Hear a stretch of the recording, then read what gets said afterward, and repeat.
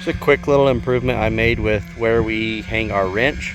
So we have our, I guess it's not a wrench, ratchet hanging here. This is for adjusting the tension on the saw, the band blade, whatever you call it.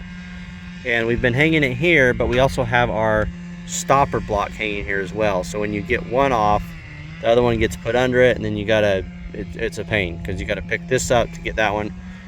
And so I was like, oh, wait a second, we got this other brace over here. We just hang this one on this side. Then this block is always right here. We can just pick it up, set it right down to block our wheel things. So yeah, really quick and easy.